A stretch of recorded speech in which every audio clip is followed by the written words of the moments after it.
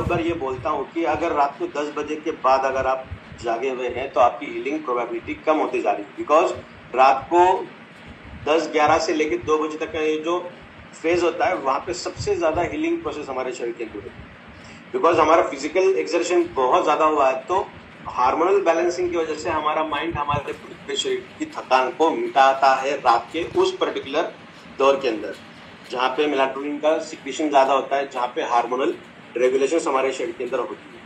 और ये भी कहा जाता है कि जब आप सोते हो ना तो आपके बेडरूम के अंदर जेड ब्लैक होना चाहिए, सिर्फ ब्लैक नहीं। जेड ब्लैक का मतलब होता है इतना घना अंधेरा जहाँ पे आपको किसी भी तरीके की कोई चीज़ ना दिखाई। तो 99% घर के अंदर तो एसी है, जहाँ पे एक डिस्प्ले होता है। अगर आप एसी ऑन करके रखते हो तो वो जो रोशनी उसकी आती है ना, उससे भी स्लीप हार्मोन जो होता है वो अफेक्ट होता है, बिकॉज हमारे माइंड को ये ट्रिगर किया जाता है कि अभी लाइट है मतलब अभी सोना नहीं है। तो जो हार्मोन का सिक्रेशन होना चाहिए अच्छी नींद के लिए, उसका उतना सिक्रेशन नहीं होता जितना होना चाहिए आपकी अच्छी नींद। आई होप आप समझ पा रहे हो। यह भी एक बहुत बड़ा टॉपिक है, उसके ऊपर भी हम बहुत जल्द बात करने वाले हैं। तो सबसे पहले बात करेंगे कैंसर क्या है। तो कैंसर एक बाइनरी फ्यूजन है, जैसा हम कहते हैं ना बाइनरी है। तो बाइनरी फ्यूजन का मतलब होता है डिवाइड करना। बाइनरी का मतलब होता है दो के अंदर, दो के मल्टीप्लीकेशन में, 2 से 4, 4 से 8, 16, 32, 64, इस तरीके से जो सेल की ग्रोथ हमारी नॉर्मल तरीके से होती है। बट अगर हम कैंसर की बात करेंगे तो वो नॉर्मल कंडीशन के अलग होकर कन्वर्ट हो जाती है अनकंट्रोल्ड के अंदर। और बेस्ट एग्जांपल है ट्यूमर, जो सबसे पहले हमें ट्यूमर दिखाई देता है। तो वो अनकंट्रोल्ड तरीके से ग्रोथ हुआ, जो लास्ट एग्जांपल हमने देखा था ना उस फोटो के अंदर, उस पिक्चर के अंदर, जहाँ पे एक ही लेयर दिखाई दे रही है बट उसके अंदर बहुत सारी सेल्स है। मतलब क्या हुआ कि एक ट्यूमर की जैसा एक पोर्शन वहाँ पे तैयार हो चुका है। तो अभी देखते हैं किस तरीके से कितने तरीके के कैंसर हैं। सबसे पहले हम बात करेंगे percentage of incidence of cancer. Cancer कौन से हैं जो सबसे ज़्यादा पायदान पे दिखाई देते हैं। तो सबसे पहले है ब्रेस्ट कैंसर। ये जो दिखाई दे रहा नाम, इसका मतलब है कि कैंसर के जितने प्रकार है उसमें से पॉपुलेशन को अगर हम देखेंगे तो सबसे ज़्यादा पॉपुलेशन का काउंट किस कैंसर के अगेंस्ट डिटेक्ट हुआ है। तो सबसे पहले आते हैं ब्रेस्ट कैंसर, नेक्स्ट आते हैं प्रोस्टेट कैंसर, नेक्स्ट आते हैं लंग कैंसर, उसके बाद कोलन, एंड उसके बाद फिर दूसरे जो भी कैंसर है हमें दिखाई देते हैं। तो इसका मतलब ब्रेस्ट कैंसर सबसे आम तौर पे देखा जाता है, सबसे ज़्यादा तौर पे दिखाई देता है वो, और वो भी हार्मोनल इम्बैलेंस की वजह से दिखाई देता है। जैसा हमने कहा कि जब मोनोपॉज आता है उस टाइम पे ये डिटेक्ट हो सकता है, बट घबराने की बात नहीं है। बहुत सारे ट्यूमर्स ऐसे हैं, बहुत सारे कैंसर ऐसे हैं जो हमारे शरीर के अंदर ऑटोमेटिकली डिग्रेड हो जाते हैं, तो घबराने की बात बिल्कुल भी नहीं है। अगर ब्रेस्ट कैंसर की मैं बात करूँ, प्रोस्टेट कैंसर के बहुत सारे रीजंस दिखाई देते हैं हमें। अभी ऐसे कैंसर की बात करेंगे जहाँ पे डेथ रेट ज़्यादा है ना। अभी हमने क्या बात की कि कैंसर का काउंट, कैंसर के परसेंटेज कौन से ज़्यादा है, पॉपुलेशन को अगर हम देखेंगे तो वो परसेंटेज ज़्यादा है, उस हिसाब से हमने वहाँ लिस्ट बनाई है। अभी हम देख रहे हैं कि कौन से कैंसर के वजह से डेथ ज़्यादा होती है। तो सबसे पहले है lung cancer, next one colon cancer, third पे आता है ब्रेस्ट, उसके बाद प्रोस्टेट, एंड लास्ट वन आता है अदर जो भी कैंसर बाकी है। तो अभी देखिए लंग कैंसर सबसे ज़्यादा मात्रा में दिखाई देता है डेथ के अंदर, और उसके भी अगर रीज़न देखेंगे ना हम, उसका रीज़न तो सबसे ज़्यादा तौर पे दिखाई देता है म्यूटेशन एंड म्यूटेशंस। अगर आप बहुत ज़्यादा रेडिएशन के अंदर काम कर रहे हो, बहुत ज़्यादा ऐसे एटमॉस्फेयर के अंदर काम कर रहे हो, वहाँ पे इमिटेशन ज़्यादा है, या फिर समर सीजन में देखिए बहुत ढक करके जाना चाहिए, जहाँ पे टेम्परेचर 40+ जाता है। और आफ्टरनून की बात करेंगे हम 11:30 से लेके 3, साढ़े 3 बजे के दौरान, वहाँ पे यूवी रेस का जो इम्पैक्ट है अर्थ के अंदर बहुत ज़्यादा होता है, और वो ट्रिगरिंग फैक्टर हो सकता है हमारे बॉडी के अंदर कैंसर्स को ऑन करने का। बिकॉज हमारे शरीर के अंदर जो जीन लेवल पे भी हम बात करने वाले हैं, कुछ ऐसे मार्कर मॉलिक्यूल हैं जो कैंसर को डिटेक्ट करने के लिए यूज़ किए जाते हैं। तो हमारे शरीर के अंदर ना हर एक कैरेक्टर के लिए 2 जीन दिखाई देते हैं, 2 जीन, एक होता है डोमिनेंट, एक होता है रिसेसिव। एक डोमिनेंट होता है मतलब क्या कि जो हमें दिखता है, हमारे कैरेक्टर के अंदर दिखता है। कहते हैं ना हम कि किसी को बहुत ज़्यादा ईगो है, किसी को बहुत ज़्यादा एटीट्यूड दिखाता है, चलने का ढंग अलग है। इसका मतलब क्या है, उनके शरीर के अंदर पर्टिकुलरली उस फीचर का जीन डोमिनेंट तरीके से काम कर रहा है। अगर रिसेसिव वाला अगर हम देखेंगे, अभी मुझे कैंसर नहीं है, इसका मतलब मेरे शरीर के अंदर कैंसर कॉज करने का जो जीन है वो रिसेसिव फेज में, वो डोमिनेंट नहीं है। तो इसका मतलब क्या हुआ, एक तो रेडी है, दूसरा हाफ रेडी है, बट एक्टिवेट कौन सा है, मेरा हाफ रेडी वाला। अगर वो भी रेडी हो जाएगा तो क्या होगा, कैंसर डिटेक्ट हो जाएगा। मतलब हर चीज के लिए 50-50% चांसेस है, 50% प्लस है, 50% माइनस है। तो बैलेंसिंग तौर पे काम कर रहा है मेरा शरीर। बट अभी मैं बहुत ज्यादा रेडिएशन के अंदर काम कर रहा हूँ, बहुत ज्यादा ऐसी जगह पे घूम रहा हूँ जहाँ पे इमिटेशंस बहुत ज्यादा हो रहे हैं, और मैं धूप के अंदर बहुत ज्यादा घूम रहा हूँ, बैर घूम रहा हूँ। सुबह की धूप की बात नहीं कर रहा मैं, जहाँ पे यूवी रेज बहुत ज्यादा आ रही है, आईआर इंफ्रारेड भी बहुत ज्यादा आ रही है। तो क्या होगा, तुम जो 50% माइनस वाला है ना, वो 10% भी अगर चला गया, 20% भी प्लस में चला गया, तो मेरे बॉडी के अंदर वो कैरेक्टर दिखाई देंगे जो कैंसर को कॉज कर रहे हैं। आई होप आप समझ पा रहे हो। तो इसीलिए सिर्फ पर्टिकुलर एक चीज की बात नहीं कर रहे हैं हम, एंटायरली आपको बहुत अच्छा मेंटेन करना जरूरी है। अभी कैंसर की थोड़ा सा यहाँ पे पिक्चराइज्ड फॉर्म में देखेंगे कि ये किस तरीके से काम करता है। यहाँ पे देखिए, जो चेस होता है उसका बोर्ड हमने यहाँ पे रखा है। ये कहानी आपने सुनी भी होगी कि ये भरते भरते एक राजा ने खुश होकर किसी साधु को कहा था कि कितना आपको धन दौलत चाहिए, आप बता दीजिए, कितना पूरा देंगे। तो उस साधु ने उनको इतना ही कहा कि जो चौरस होता है, चेस होता है, उसके हर खाने के अंदर एक दाना रखिए, एक अनाज का दाना रखिए, और अगले पायदान पे जब हो जाएगा तो उसे डबल डबल करते जाइए, और जब ये पूरा भर जाएगा उतना मुझे अनाज दीजिए, मुझे और कोई चीज मुझे नहीं चाहिए। तो जैसे जैसे वो आगे बढ़ता गया ना, तो वैसे वैसे वो बहुत ज्यादा बढ़ता गया। 2 लेवल के अंदर 32,000 है, हम चेक भी कर सकते हैं, गिन सकते हैं। उसके अगले अगर हम देखेंगे तो 8 मिलियन हो चुके हैं, उसके बाद 536 मिलियन हो चुके हैं। और जब ये पूरा भरता गया ना, सबसे लास्ट अगर हम देखेंगे ना, तो एक ट्रक की बात कर रहे हैं हम कि कितने ट्रक यहाँ पे लगे, तो सबसे लास्ट में 2000 करोड़ ट्रक लगेंगे उस अनाज को संभालने के लिए, भरने के लिए। That is next impossible. Cancer भी इसी तरीके से बढ़ता है, कैंसर भी बिल्कुल इसी तरीके से बढ़ता है। कैंसर बहुत सिंपल है समझने के लिए, अगर डिटेक्ट हुआ तो उसे क्योर करने के लिए डेफिनेटली क्योर होता है। कब? Cancer is as simple as first row.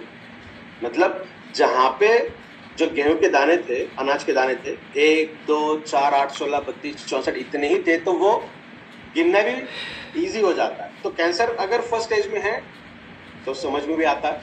Cancer is as complex as 64th section. मतलब कैंसर जैसा अगर बढ़ता गया, लास्ट वाले जो बॉक्स के अंदर हमने देखा था कि वहां पे 2000 करोड़ ट्रक लगे थे उस अनाज को संभालने के लिए, उतना ज्यादा वहां पे बढ़ा हुआ। तो वो कैंसर इतना ही कॉम्प्लेक्स है अगर वो बहुत ज्यादा फैलता गया आपके शरीर के अंदर, जिसे हम एक्सपोनेंशियल ग्रोथ कहते हैं। कैंसर हर इंसान के शरीर के अंदर होता ही है। अगर इंसान बिना कैंसर हुए मरता है, मतलब वो जल्द ही मर गया है। तो ये साइंस के एक जर्नल के अंदर मैंने पढ़ा था, और बहुत सारा रिसर्च इसके ऊपर हुआ भी है। तो ऐसा कहा गया उस रिसर्च के दौरान कि अगर कोई पर्सन की डेथ हो जाती है और कैंसर उसके अंदर अगर कैंसर नहीं मिला, इसका मतलब उसकी डेथ बहुत जल्दी हो चुकी। अगर वो और कुछ साल जीता तो डेफिनेट था कि उसको आने वाले ड्यूरेशन के अंदर कैंसर होना चाहिए। मतलब हमारा खाना पीना इस तरीके से है, हमारे लाइफस्टाइल उस तरीके से, और सबसे इम्पैक्टफुल जो चीज़ है वो है हमारे शरीर के अंदर जो बैलेंस करने के लिए हर तरीके के कंपाउंड को, एंजाइम को, हार्मोन को बनाने के लिए लगने वाला न्यूट्रिशन। तो ये उतना इम्पोर्टेंट है। तभी बात करते हैं किस तरीके से इसे हम डिटेक्ट कर पाए। जब 8 स्क्वायर में आता है तब जगह नहीं मिलती, तो मैकेनिज्म जवाब दे देता है हमारे शरीर का, और उसे कहते हैं हम एटोफैगी, मतलब खुद को ही खाना। एटोफैगी का मतलब, फैगी का मतलब होता है खाना, एटो का मतलब होता है अपने आप खाना शुरू कर देना। आपने गेम भी देखा होगा ना कि जहाँ पर डॉट डॉट रहते हैं और वो मुंह जैसा एक कैरेक्टर आता है जो उसे खाते खाते आगे चलता है। तो एक लिमिटेड एडिशन तक हमारा शरीर उसे देखता है, उसके बाद एटोफैगी मैकेनिज्म शुरू करता है, जिसका मतलब होता है कि खुद को खाना, खुद को न्यूट्रिशन देने का काम करता है। मतलब जब भी किसी डैमेज सेल को हमारा शरीर डिस्ट्रॉय करता है, तो हमारे हर सेल के अंदर वही अमीनो एसिड्स हैं, डीएनए बनाने के लिए भी वही मैकेनिज्म है, एंजाइम्स बनाने के लिए भी वही मैकेनिज्म है। मगर इसका मतलब क्या, इस सेल के अंदर जो भी न्यूट्रिशन था वो सेल के बाहर आ चुका, बिकॉज सेल पंक्चर हो गई या फिर सेल मर गई। इसका मतलब उस जो भी न्यूट्रिशन बाहर निकला है उसे एज अ रॉ मटेरियल मेरा शरीर यूज करता है। कहते हैं ना कि डेड स्किन निकलती जा रही है, और जैसे जैसे न्यूट्रिशन अच्छा हो, अगर आप आपकी हेल्थ का अच्छे से ध्यान रखते हो तो आपका शरीर रिवर्स होता है, एंटी एजिंग दिखाई देता है, देखते हो ना आप। इसका मतलब क्या हुआ कि आपका शरीर अंदर से उतना स्ट्रांग बनता गया। तो न्यूट्रिशन बहुत अच्छी तरीके से काम करता है। आप देखिए अपने शरीर को भगवान ने किस तरह से बनाया। अगर कोई गड़बड़ाहट दिखाई दे रही है तो उसे वो मार देता है और 100% बॉडी के बाहर नहीं फेंकता। जितना काम में लिया जा सकता है उतना यूसेज में लिया जाता है, जिसे ऑटोफैगी का नाम दिया है। अब ये ऑटोफैगी मैकेनिज्म क्या करता है? Autophagy first and second stage के अंदर अगर है तो वो उसे रिवर्स कर सकता है, बिकॉज जैसा अभी हमने देखा कि फर्स्ट एंड सेकंड स्टेज हम गिन सकते हैं, ज्यादा डेंजर वाली बात नहीं है। बट अगर कैंसर तेजी से फैल रहा है और हमें ध्यान नहीं आ रहा, हमने ध्यान नहीं दिया, थर्ड एंड फोर्थ स्टेज के अंदर अगर चला गया तो इसका मतलब वो 16, 32 और 64 वाले बॉक्स के अंदर जा रहा है, जहां पे वो इतनी तेजी से इतना ज्यादा बढ़ चुका है कि हम चाहकर भी उसे गिन नहीं सकते या फिर डिस्ट्रॉय नहीं कर सकते। तो आप समझने का प्रयास करिएगा, रिवर्सिबल है, बट कब तक? जब तक वो फर्स्ट एंड सेकंड स्टेज के अंदर। अगर थर्ड एंड फोर्थ स्टेज के अंदर आता है तो मिरेकुलसली अगर हम कहेंगे तो 100% तो कोई चीज होती नहीं है, बट 99% भी अगर हम कहेंगे तो वो रिवर्सिबल कंडीशन के अंदर नहीं रहता, बिकॉज आपने देखा उस एक चेस बोर्ड के द्वारा कि आपके शरीर के अंदर कितनी ज्यादा मात्रा में वो फैल चुका है। अभी देखते हैं कि हमारे शरीर के अंदर ये ऐसा क्यों कहा गया कि हर इंसान के अंदर कैंसर सेल्स होती ही है। अगर आप सिस्ट देखो, पॉलिप देखो, ट्यूमर देखो, ये एग्जाम्पल्स हैं कैंसर की जो हर शरीर के अंदर दिखाई देती हैं। जैसे पिंपल्स आते हैं एक पर्टिकुलर एज के अंदर जहां हार्मोनल बैलेंस दिखाई देते हैं, लगभग 9, 10 एंड 11 की दौर की अगर हम बात करेंगे, 14, 15, 16 ईयर्स के अंदर बात करते हैं। ये तो पहले था, अभी 10-12 साल के अंदर भी ये चीजें दिखाई दे रही हैं ड्यू टू हार्मोनल इम्बैलेंसेस। जो मेंस्ट्रुअल साइकिल्स चालू होनी चाहिए थी 9, 10 लगभग 10-12 साल के दौरान, तो आज वो 7-8 साल के दौरान भी दिखाई दे रही है।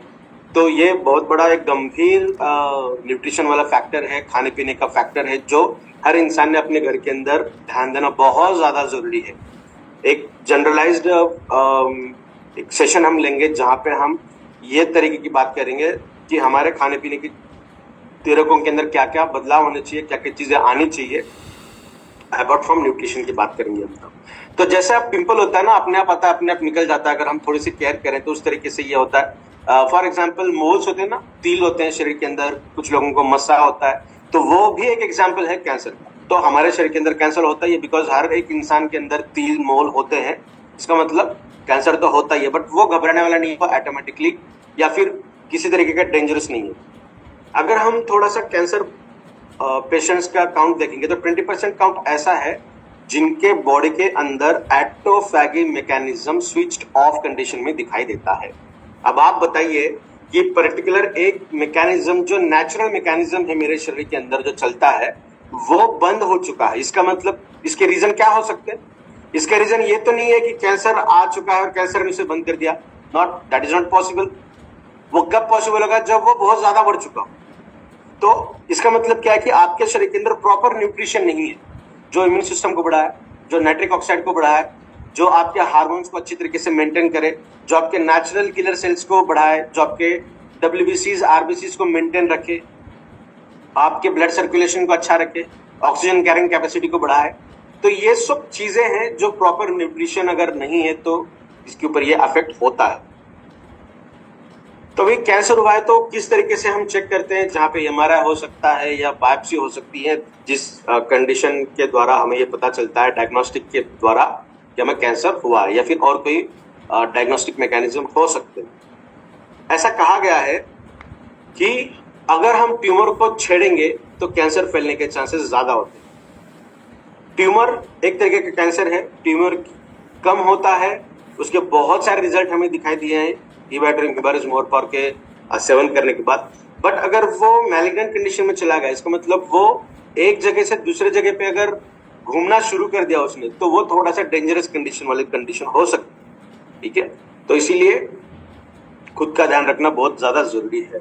अभी हम बात करेंगे कि 3 ऐसे नोबेल प्राइज विनर साइंटिस्ट हैं जिन्होंने अपने अपने थीसिस के अंदर ये प्रूफ किया कि XYZ तरीका यूज करने से कैंसर ठीक होता है या फिर कैंसर नहीं होता, और उनके उस रिसर्च को नोबेल प्राइज मिला है। तो आप समझ सकते हैं साइंस के अंदर नोबेल एक सबसे रेप्यूटेड वाला एक अवार्ड है। तो क्या आप जानना चाहोगे वो क्या है?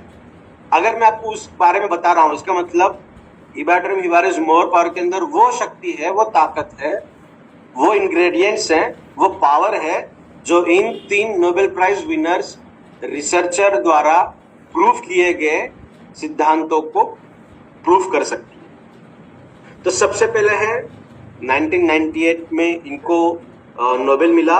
इनका कहना था कि शरीर के अंदर अगर नाइट्रिक ऑक्साइड की मात्रा बढ़े तो कैंसरस कंडीशन बहुत ना के बराबर आपके शरीर के अंदर रहेगी, बहुत ज्यादा मात्रा में कम होगी। उन्होंने अभी ये भी लिखा है यहाँ पे, कैंसरस सेल जिंदा नहीं रह पाती। तो हम जिंदा नहीं रह पाती, इसको थोड़ा सा अल्टर करते हैं, बिकॉज हम ऐसे प्लेटफॉर्म पे काम कर रहे हैं जहाँ पे क्लेमेबल चीजें हो सकती है।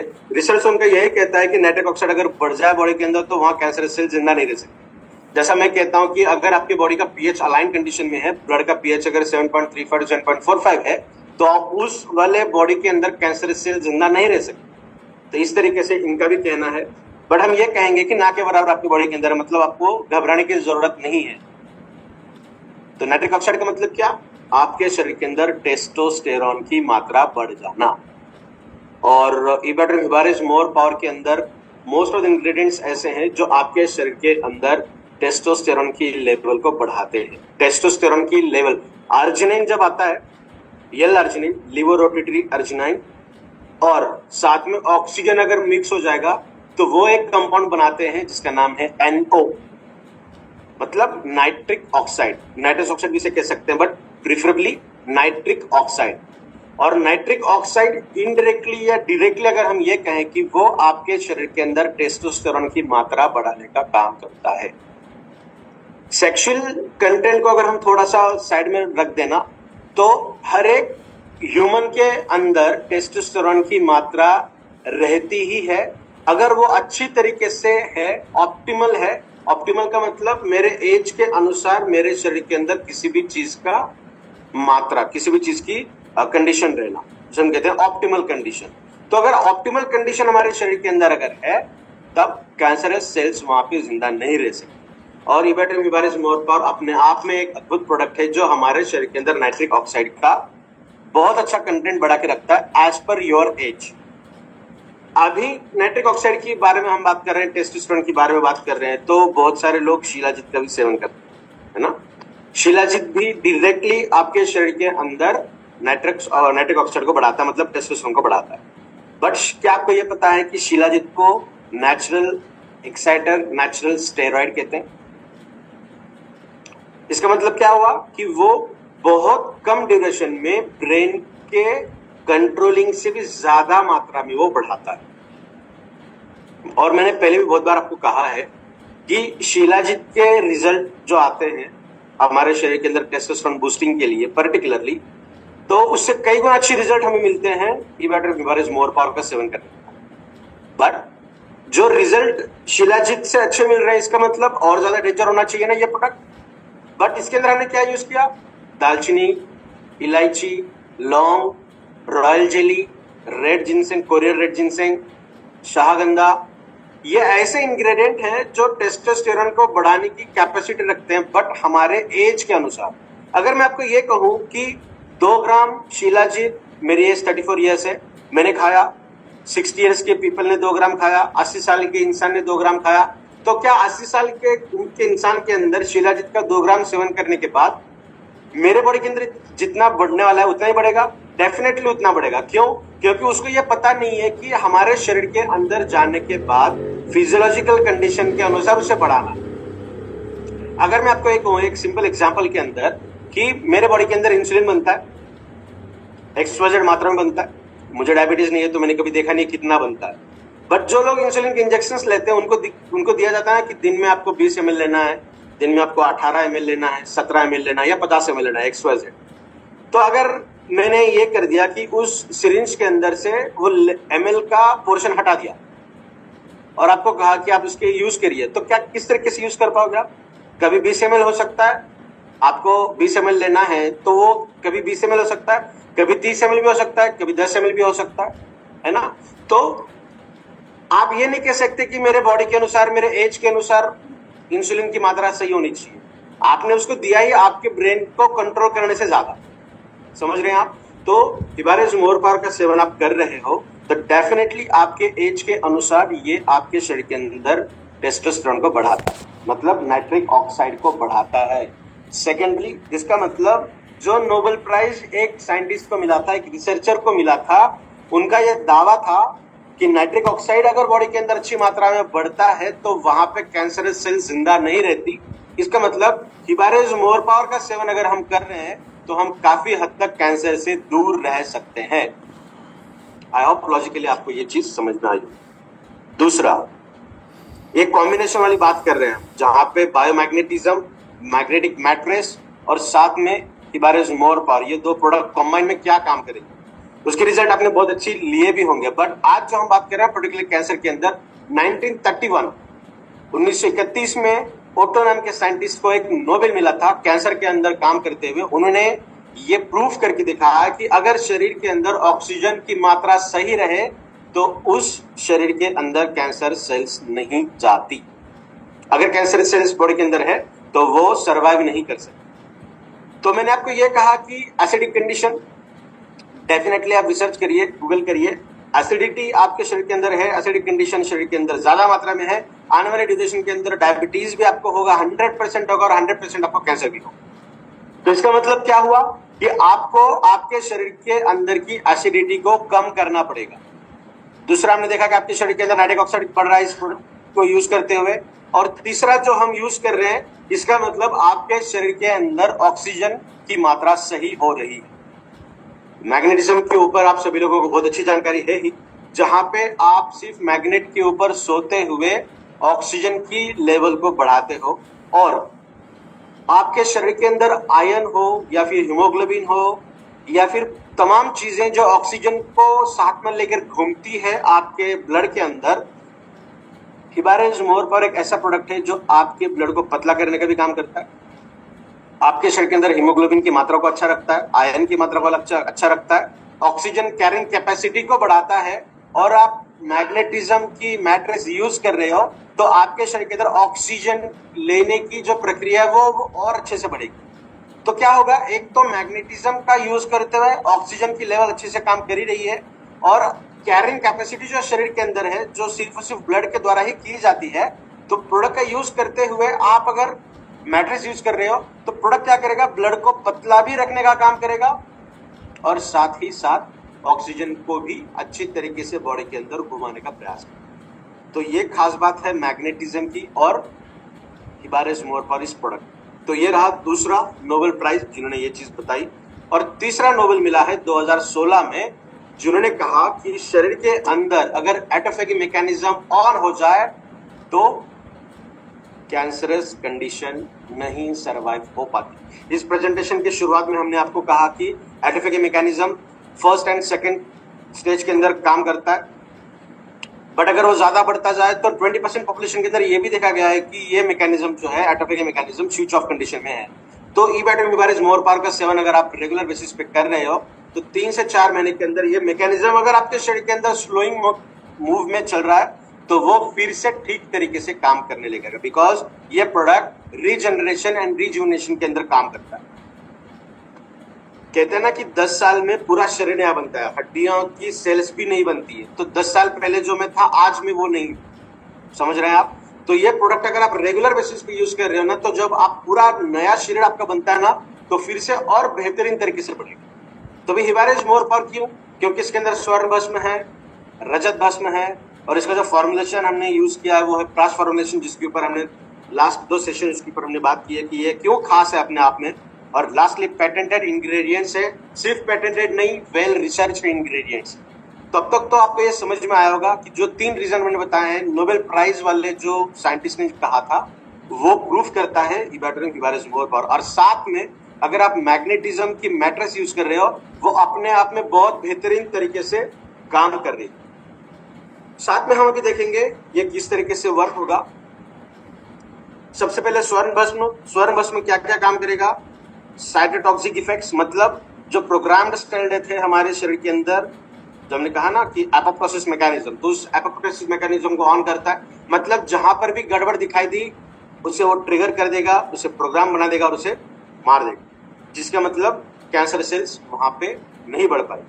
एंटी इन्फ्लेमेटरी रिएक्शन, मतलब जो सूजन वाली हिस्से होती है वहां पे बहुत बार ये देखा जाता है कि खून का जो वहां पे बहाव होता है वो कम होने लगता है, ब्लड का कोएगुलेशन होने लगता है, ब्लड क्लॉटिंग फैक्टर 8 वहां पे अच्छी तरीके से काम नहीं करता, मेश लाइक नेटवर्क जमा होता है, आरबीसी वहां पे जाके फंस जाती है, अटक जाती है, और जो लिक्विड वाला कंडीशन है वो निकल जाता है। मतलब वहां पे सिर्फ और सिर्फ सॉलिड पार्टिकल्स दिखाई देते हैं। मतलब वहां पे सूजन अगर लंबे समय से है तो वहां पे स्वर्ण मस में जाकर काम करता है, जो बहुत बेहतरीन तरीके से आपको एंटी कैंसर मैकेनिज्म के अंदर शो करेगा। Next one, enhances chemotherapy effect. मैं ये बहुत बार लोगों से कहता हूँ जिनका भी फोन आता है ना कैंसर के अगेंस्ट, और ऑन स्टेज भी मैंने बहुत बार ये कहा है कि अगर कैंसर कंडीशन के अंदर कीमोथेरेपी अगर चल रही है ना, तो कीमोथेरेपी का मतलब पूरा शरीर अंदर से जलने लगता है। मान के चलिए जैसा बाहर से आग लगा दी जाए तो कैसा होता है, उतना ही दर्द अंदर से होने लगता है जब कीमोथेरेपी चलती है। बाल झड़ते हैं,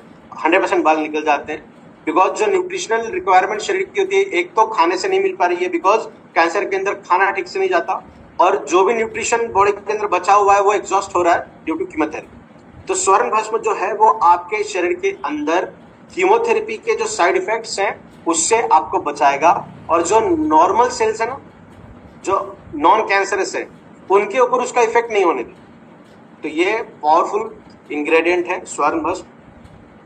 डिटॉक्सिफिकेशन एंड रिजुविनेशन, डिटॉक्सिफिकेशन के लिए भी बहुत बेहतरीन तरीके से ये इंग्रेडिएंट यूज करता है, और आपके पूरे सेलुलर ऑर्गेनल जो है, सेलुलर हेल्थ जो है ना, पूरे एक पेशी की जो हेल्थ होती है उसके अंदर अच्छे सुधार हमें देखने मिलते हैं। नेक्स्ट वन, रजत भस्म, चांदी का भस्म, जो इम्यून सिस्टम को बहुत शानदार तरीके से बढ़ाता है, और जो एबनॉर्मल सेल्स है ना उनके अगेंस्ट फाइट करने का काम करता है। Next one, neuro protective benefits, ये हमारे न्यूरोलॉजिकल बैरियर के अंदर भी बहुत शानदार तरीके से काम करता है।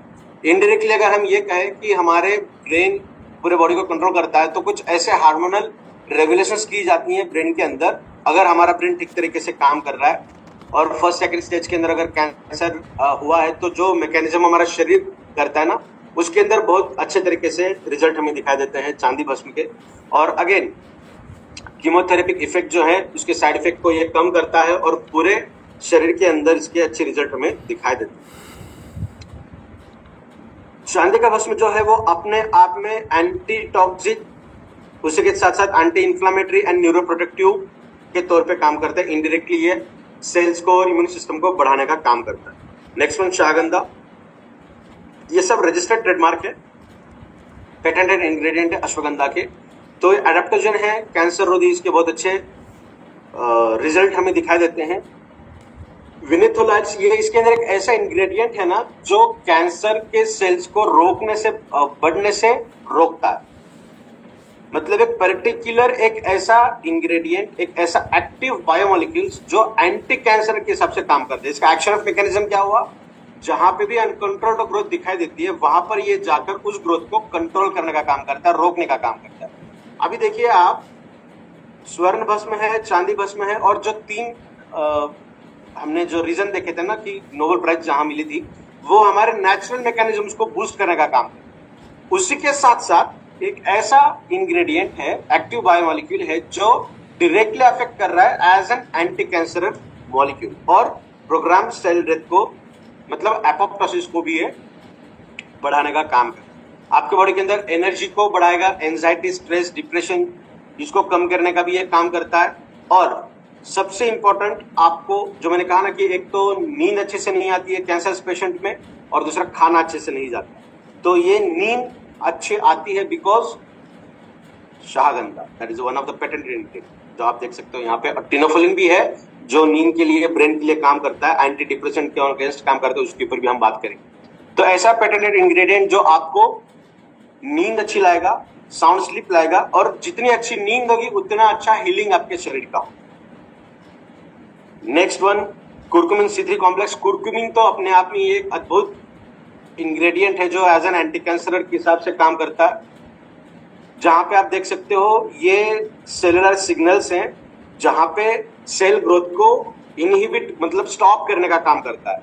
कुछ ऐसे मार्कर पॉइंट जहां पे आप देख सकते हो NF मतलब निक्रोसिस फैक्टर कापा बीटा है, STAT3 एंड MTOR एक ऐसे मार्कर मॉलिक्यूल्स है जहां पर ये डायरेक्टली जाके काम करता है कुर्कुमिन C3, जिनकी रेगुलेशन को अच्छे से करता है, जो आगे चलकर सेल ग्रोथ को, जो एबनॉर्मल सेल ग्रोथ है वहां पे जाके उसे रोकने का काम करता है। Next one induces apoptosis. Apoptosis को चालू करने के लिए, जैसा किसी भी प्रोसेस को शुरू करने के लिए कोई क्या कहेंगे इनहांसर्स लगते हैं ना, कोई स्टार्टिंग मॉलिक्यूल्स लगते हैं। जैसे गाड़ी चालू रखने के लिए, चालू करने के लिए हमें स्टार्टर की जरूरत पड़ती है, फिर किक की जरूरत पड़ती है।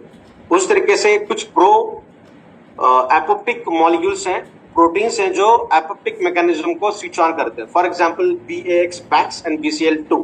यहाँ पे BA के बैक पे एक होता है, इसे लिखना रह गया, बैक पैक्स। ये दो ऐसे मॉलिक्यूल्स हैं जो हमारे एंटी कैंसर या फिर कैंसरस मैकेनिज्म के अंदर काम करती है।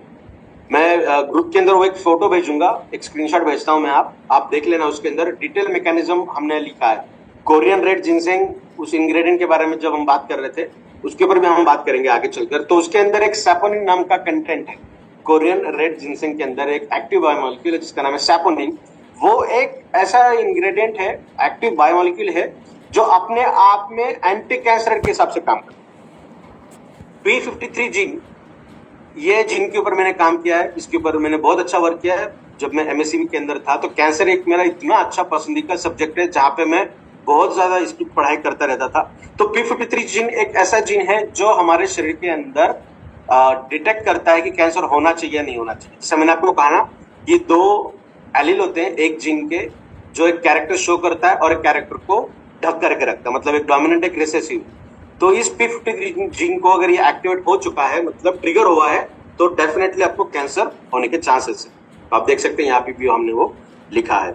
तो कुर्कुमिन C3 कॉम्प्लेक्स आपके DNA के अंदर भी जाके काम करता है, तो इसकी इतनी पोटेंशियल कंडीशन इसकी दिखाई देती है। मतलब DNA डैमेज भी अगर हुआ है ना, तो उस DNA डैमेज को भी ये क्योर करने का काम कर सकता है।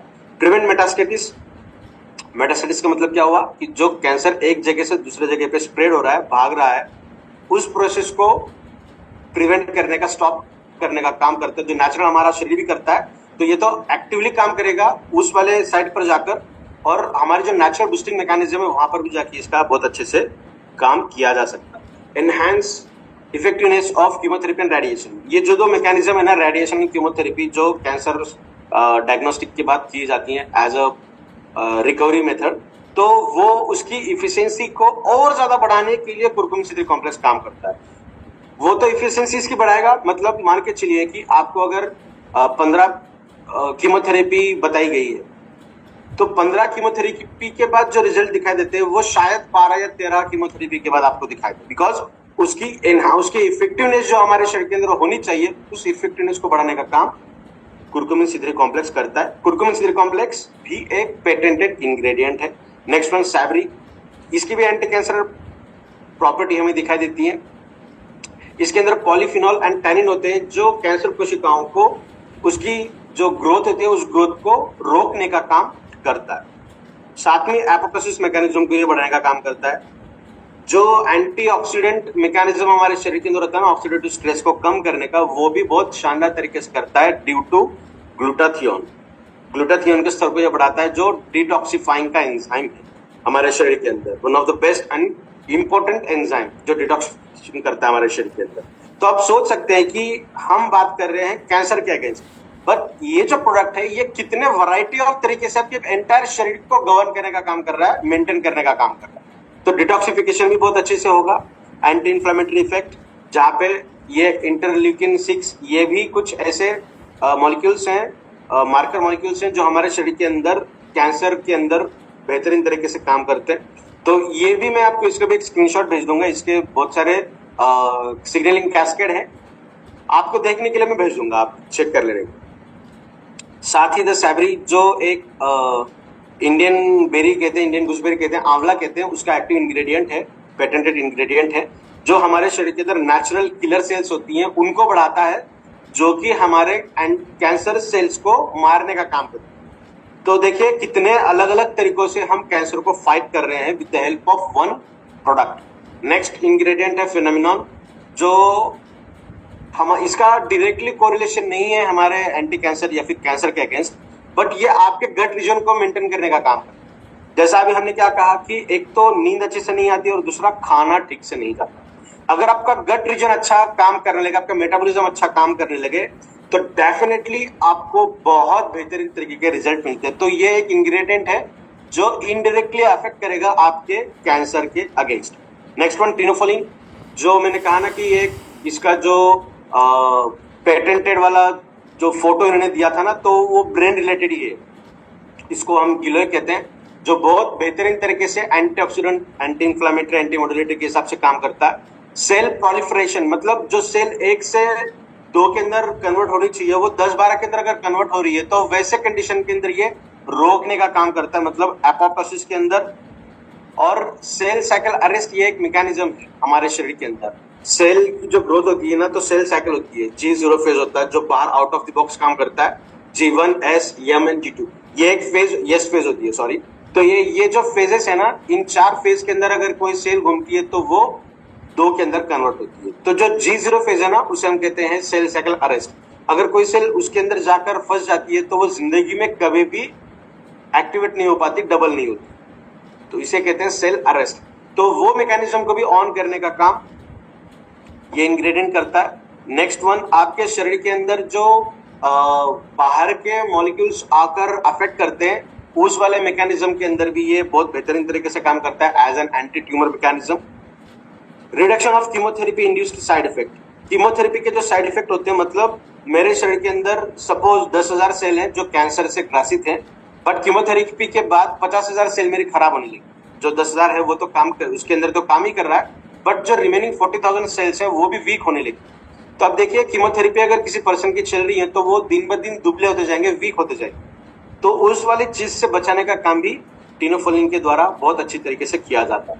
Next one, बायोपेरिन। बायोपेरिन भी डायरेक्टली कैंसर के अगेंस्ट काम नहीं करता, बट आपके बॉडी के अंदर जो न्यूट्रिशन है, जो भी आप चीजें खा रहे हो, वो आपको कई गुना अच्छा देने का प्रयास करता है बायोपेरिन। जब इसका रिसर्च उन्होंने किया, इसका पेटेंट लिया, तो उनका ऐसा कहना है एब्जॉर्प्शन को 2000 गुना तक ये बढ़ाता है। और अगर आप जिसे कैंसर चिकित्सा में उनकी प्रभावशालीता में सुधार होता है। अगर आप कोई मेडिसिन ले रहे हो, उस मेडिसिन को आपके शरीर के अंदर अगर बहुत अच्छी तरीके से एब्जॉर्ब किया जाएगा तो उसकी रिजल्ट अच्छे मिलेंगे हमें। लॉजिकली भी अगर हम देखेंगे तो जी हाँ, आंसर आएगा यस। तो आपको इनडायरेक्टली ये अफेक्ट करता है। Inhibit cell growth and induces apoptosis, तो सेल साइकिल के अलग अलग सिग्नलिंग कैस्केड के अंदर इसके हमें रिजल्ट दिखाई देते हैं। इनडायरेक्टली ये बहुत बेहतरीन तरीके से हमारे शरीर के अंदर काम करते हैं। तो आज हमने सिर्फ बात की कैंसर के अगेंस्ट, बात सिर्फ कैंसर नहीं, मेटाबॉलिज्म हो सकता है, आपके बॉडी के एंटायर सेल्स की हेल्थ के बारे में हमने बात की। मतलब सिर्फ ये प्रोडक्ट पर्टिकुलर एक चीज के लिए काम नहीं कर रहा है, एंटायरली ये काम कर रहा है। इसीलिए इबारिस मोर पावर अपनी तरीके का अपना एक अलग प्रोडक्ट है जो अपने आप में बहुत शानदार तरीके के रिजल्ट दिखाई देता है। सो थैंक यू सो मच। आज जो सेवा का मौका आप सभी लोगों ने मुझे दिया, specially Sagar sir, Prateek sir and Vandana madam, आपको भी thank you. So thank you so much. Over to you madam.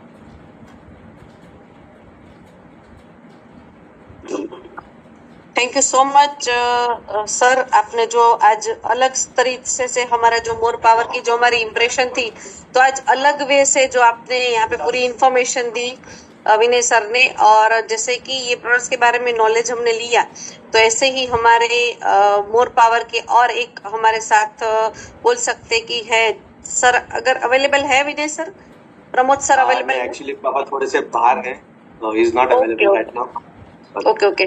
तो बहुत ही डेप्थ में आज प्रोडक्ट्स के बारे में इंफॉर्मेशन मिली, और जैसे कि आज हम लोग देखते हैं कि जो अलग अलग बीमारियां है ना, उसमें से कैंसर जो है ना, वो एक बहुत ही बोल सकते कि पहले तो कैंसर रेयरली होता था, लेकिन आज जो पूरा डेप्थ में आपने जो नॉलेज बताया कि किस तरह से उसकी मतलब ऐसी बीमारियों से भी हम लोग अपने आप को प्रोटेक्ट कर सकते हैं, तो बहुत ही अच्छा इन्फॉर्मेशन दिया। और सर, क्वेश्चन आंसर की बात करें तो यहाँ पे थोड़े जो यहाँ पे जो गेस्ट है, यहाँ पे जो लोगों ने मैसेज किए, उसमें से मैं आपको एक पूछना चाहती हूँ कि ये प्रोडक्ट्स को अगर नए लोग भी आज यहाँ पर अवेलेबल है, तो सर एक क्वेश्चन पूछना चाहती हूँ सर आपसे, ये लोगों पार्टिसिपेट की तरफ से, कि ये प्रोडक्ट्स कितनी एज तक के बंदे ले सकते हैं?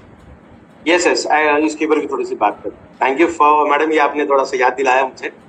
अक्सर ना थोड़ा सा भावना में बह जाता हूँ मैं। तो देखिए, ये जो प्रोडक्ट है, ये हम लगभग बच्चे जब भी बाहर का खाना शुरू करते हैं ना, burger, pizza, chocolates, biscuit, chips वगैरह, तो उस एज के द्वारा हम दे सकते हैं और इसकी कोई एज लिमिट नहीं है। डेफिनेटली एज अगर हम देखेंगे तो 10-12 साल के हद तक एक मटर के दाने कितना सफिशिएंट होता है दिन में एक बार बच्चों को।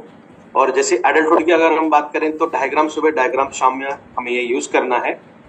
और 4 लोग इसे नहीं ले सकते हैं, वो भी मैं बता दूं।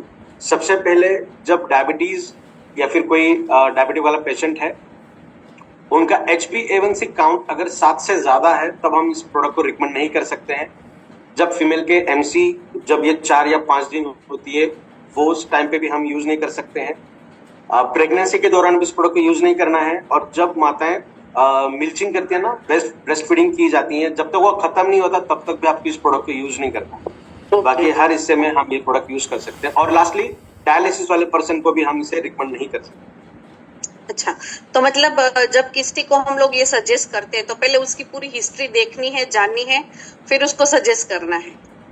सबसे पहले इंपॉर्टेंट एक ही चीज है कि उनका डायलिसिस चल रहा है या नहीं, और दूसरा इंपॉर्टेंट है कि अगर डायबिटीज है तो HbA1c कितना है। 7 से ज्यादा अगर है तो नहीं देना है, 7 से कम अगर है तो डेफिनेटली हम दे सकते हैं। अच्छा, अभी हम लोग ये क्वेश्चंस जो है उसी में से आपको सर मैं पूछ रही हूँ कि ये जो हमारा इस प्रोडक्ट्स हम लोग लेते हैं तो कौन से टाइम पे लेना सबसे बेस्ट रिजल्ट क्रिएट कर सकते हैं? कौन से टाइम पे लेना है? खाने से सबसे पहले, important है- शाम को? हाँ, Yes, yes. किस तरह से? देखिए, ये प्रोडक्ट न्यूट्रास्यूटिकल है, आपके शरीर के हर सेल को न्यूट्रिशन देने का काम कर रहा है। तो ओवरनाइट फास्टिंग जो हमारी होती है वो बहुत ज्यादा मात्रा में। बहुत लोग ऐसे भी हैं कि जो 7 के पहले खाना खाते हैं और फिर दूसरे दिन सुबह खाना खाते हैं, तो फास्टिंग जो है बहुत ज्यादा होती है। तो सुबह सबसे पहले आप जब उठते हो, सबसे पहले अगर ये प्रोडक्ट यूज करोगे तो आपकी सेल के अंदर जो एब्जॉर्बेंस करने की कैपेसिटी होती है वो सबसे ज्यादा होती है सुबह। और हमारी सेल थोड़ा सा लॉजिकली भी देखें तो मान के चलिए कि 50% वैकेंट है, एम्प्टी है, और आप उसे चाय के द्वारा अगर भर दोगे तो उससे कोई न्यूट्रिशन आपको नहीं मिलेगा। बट एम्प्टी स्टमक अगर आप प्रोडक्ट यूज कर रहे हो तो मैक्सिमम एब्जॉर्प्शन भी होगा और सेल को जो न्यूट्रिशन चाहिए वो मिलने के बाद सेल बहुत अच्छी तरीके से मूव भी कर पाए। तो सबसे पहले उठने के बाद आपको ये प्रोडक्ट यूज करना है। 10 मिनट के बाद आधा से 1 गिलास गुनगुना पानी पीना है। सुबह अगर गुनगुना पानी आप पियोगे तो ब्लड सर्कुलेशन अच्छे से काम करता है। जैसा खाना खाने के बाद 10-15 मिनट चलना, वॉकिंग करना जरूरी होता है by the rule of Ayurveda, उस तरीके से गर्म पानी अच्छे से काम करेगा। और रात को खाना खाने से आधे से घंटा पहले या बाद में भी आप खा सकते हो। Same phenomenon. Vinay sir, sorry for interrupting. Yes, sir. 2-3 message आए मुझे। आपका सेशन एज यूजुअल बहुत लॉजिकल और इतना टेक्निकल चला जाता है कई बार कि जो क्वेश्चन हम पूछना भी चाहें उसके जवाब आप ऑलरेडी दे ही देते हैं। बट एक पर्सन का मैसेज आया है कि person who are suffering from large prostate and are taking medicine regularly for prostate, can they take more power? Yes, definitely ले सकते हैं, कोई दिक्कत नहीं। They can test. अगर सर एक क्वेश्चन और लोगों का आया कि अगर किसी को ये भी आया क्वेश्चन कि हमने अभी रिसेंटली मोर पावर यूज किया तो टेस्ट में किसी को थोड़ा बिटरनेस, किसी को स्वीटनेस लगी, तो इसके ऊपर कुछ आप बात करना चाहेंगे? नहीं, टेस्ट एक्चुअली क्लाइमेटिक के हिसाब से थोड़ा सा टेक्सचर एंड टेस्ट के अंदर हमें फर्क डेफिनेटली महसूस हो सकता है। बट 99% हमारा यही प्रयास रहता है कि ये भी चीज उसके अंदर ना हो। तो टेस्ट के अंदर अगर फर्क आ रहा है तो ये क्लाइमेटिक ड्यूरेशन की वजह से, इसका रिजल्ट के साथ कोई खास ये प्रॉब्लम नहीं होगा। रिजल्ट तो आपको एज यूजुअल मिलते जाएंगे। Okay sir, Okay. एक क्वेश्चन यहाँ पे था सर कि 70 प्लस की एज है तो उससे प्रीमियम लेना चाहिए या रेगुलर लेना चाहिए? प्रीमियम देखिए, प्रीमियम तो सभी एज ग्रुप के अंदर अगर हम लेते हैं तो उसके रिजल्ट बहुत अच्छे और बहुत शानदार तरीके से दिखाई देते हैं। आज मैंने जो इंग्रेडिएंट है वो सिर्फ और सिर्फ मैंने प्रीमियम इंग्रेडिएंट के बारे में बात की, जो हमारे शरीर के अंदर कितना क्या क्या काम करता है। तो प्रीमियम लेना बहुत अच्छा रहेगा अगर किसी भी एज ग्रुप की हम बात करें। अच्छा, दूसरा यहाँ पे था, यहाँ पे मेल फीमेल ऐसा नहीं है, सबके लिए सेम है, लेकिन सर इसका प्रॉपर रिप्लाई करेंगे तो अच्छा रहेगा। फीमेल को भी Yes, yes. प्रीमियम दिया जा सकता है। यस, सभी लोगों को हम दे सकते हैं। अगर मैं मेरी पर्सनल बात करूं तो मेरी लड़की आज 7 साल की है, मैं उसको रोज प्रीमियम देता हूं लगभग पिछले 2 साल से, और मेरा लड़का अभी लगभग 2 साल से ऊपर हुआ है, तो मैं कभी कभार उसको छोटा सा देता हूं। तो लड़का हो लड़की हो या फिर मेल फीमेल के अंदर कोई डिस्टिंग्विशन नहीं है। न्यूट्रिशन के तौर पे अगर हम बात करेंगे तो हम डेफिनेटली दोनों को दे सकते हैं, कोई दिक्कत नहीं। विनय सर, आपने कॉल खुद ही क्वेश्चन पुट कर दिया, प्रीमियम और रेगुलर। तो एज अ कस्टमर या एज अ डिस्ट्रीब्यूटर, जितने ई बायोटिक में डिस्ट्रीब्यूटर है, वो प्रीमियम और रेगुलर दोनों में से कौन सा प्रोडक्ट या कौन सी क्वालिटी का किसको किस लेवल पे प्रमोट करें, उसमें अगर आप टेक्निकली बता सके तो बहुत हेल्पफुल होगी हमारी हर डिस्ट्रीब्यूटर के लिए उसको और बेहतरीन तरीके से प्रमोट करने के लिए। यस, आई कैन अंडरस्टैंड, एक बहुत टेक्निकल क्वेश्चन चला गया बट ये जरूरी है। Yes yes, definitely. देखिए, रेगुलर और प्रीमियम के अंदर हम कंपैरिजन नहीं कर सकते। रेगुलर अगर हम देखेंगे ना, ये 4G है, और अगर हम प्रीमियम देखेंगे तो ये 10G है, तो इन दोनों का कंपैरिजन हम नहीं कर सकते हैं। क्वांटिटी की बात करेंगे तो रेगुलर आपको 5 ग्राम सुबह 5 ग्राम शाम में लेना है। प्रीमियम की बात करेंगे 2 से 2.5 ग्राम सुबह 2 से 2.5 ग्राम आपको लेना है। और जो मेजर डिफरेंस है ना, मेजर डिफरेंस ये है कि प्रीमियम के अंदर गोल्ड भस्म है, स्वर्ण भस्म है, चांदी भस्म है, और 6 अलग तरीके के पेटेंटेड इंग्रेडिएंट्स हैं। तो आप देखिए, जितने इंग्रेडिएंट्स मैंने आपको बताए आज, वो पूरे इंग्रेडिएंट्स प्रीमियम के अंदर है। तो प्रीमियम ये कभी भी एक 10 टाइम्स 10 टाइम्स या 10 स्टेप्स अहेड रहेगा रेगुलर से। तो मेरी सभी लोगों से यही रिक्वेस्ट रहेगी कि आप जब भी प्रोडक्ट खुद यूज कर रहे हो तो प्रीमियम ही करिए, और जब आप प्रमोट भी कर रहे हो तो प्रीमियम ही करिए। रिजल्ट ओरिएंटेड बात करेंगे तो आपको बहुत जल्दी रिजल्ट मिलेंगे और टू द पॉइंट रिजल्ट मिलेंगे with the help of premium. तो हम क्या ये कह सकते हैं कि अगर कोई बहुत ज्यादा क्रॉनिक डिजीज में है तो वो रेगुलर की ओर शुरू में मूव करे, फिर प्रीमियम पे जाए, या कोई नॉर्मल पेशेंट है तो वो प्रीमियम की ओर ही मूव करे? ऐसा हम नहीं सजेस्ट नहीं कर सकते प्रीमियम या रेगुलर। रेगुलर अगर हम कंपेयर करें ना प्रीमियम के साथ, तो प्रीमियम हर चीज के अंदर रेगुलर से बढ़कर, तो प्रीमियम हर पर्सन ने यूज करना चाहिए। अगर कोई रेगुलर पर्सन है, उसने अगर प्रीमियम यूज किया तो वो काफी हद तक प्रोटेक्ट हो जाएगा किसी भी तरीकों से डिसीज डिसऑर्डर की अगर हम बात करेंगे। और कोई क्रॉनिक कंडीशन के अंदर पर्सन है, वो अगर प्रीमियम यूज कर रहा है तो वो बहुत जल्दी बाहर आ सकता है उस क्रॉनिक कंडीशन से। तो premium is always best. Perfect. Vinay sir, एक क्वेश्चन का और जवाब मैं लूंगा आपसे। आई कैन अंडरस्टैंड, मैं बहुत टाइम ले रहा हूँ आपका। कई बार लोगों के माइंड में एक क्वेश्चन आता है कि जब इनटेक की चीज आती है ना, तो उसका कोई साइड इफेक्ट भी हो सकता है कुछ इंग्रेडिएंट्स को लेकर, या उससे हमारी बॉडी में कुछ रिएक्शन फील हो सकता है। तो इसको लेकर कुछ बात करना चाहेंगे आप कि साइड इफेक्ट, रिएक्शंस दोनों क्वालिटी के प्रोडक्ट का यूज करता है कोई पेशेंट भी और कोई नॉर्मल कंज्यूमर भी, तो दोनों सिनेरियो में अगर ऐसा कुछ पॉसिबल है क्या या नहीं है? देखिए, साइड इफेक्ट अगर हम देखेंगे ना, तो जब भी प्लांट ओरिएंटेड कंटेंट की अगर हम बात करते तो एक ही दिक्कत आती है। इसका मतलब है कि हैवी मेटल्स, इसको अगर हम छोड़ देना तो बाकी किसी भी तरीके के इफेक्ट हमें हमारे बॉडी के ऊपर एडवर्स इफेक्ट नहीं दिखाते। और जैसा एनेबल एक्रिलेटेड लैब सर्टिफिकेट हम हमेशा बताते हैं, मैं फिर से एक बार ग्रुप में भेज दूंगा वो, तो आप देखिए उसके अंदर हैवी मेटल का कंटेंट है।